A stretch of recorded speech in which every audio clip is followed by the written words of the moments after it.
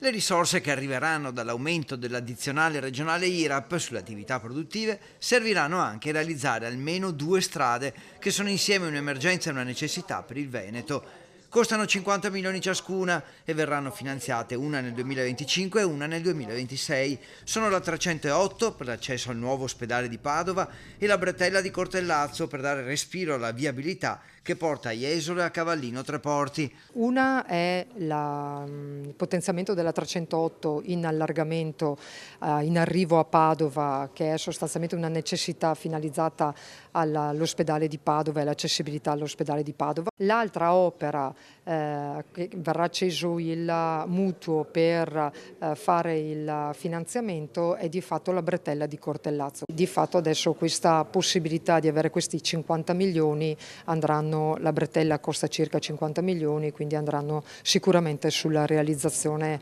della bretella che in parte risolve i problemi insieme alla via del mare di accessibilità al litorale. L'addizionale IRAP dunque nulla avrà a che fare, precisano gli assessori, con la pedemontana per il canone che la regione deve pagare su questa strada, 154 milioni quest'anno e 165 nel 2025, ai quali però bisogna sottrarre gli introiti dei pedaggi. I soldi si troveranno da un'altra parte. La soluzione vicina potrebbe essere ufficializzata già la prossima settimana. Un po' stufa di sentire parlare di pedemontana.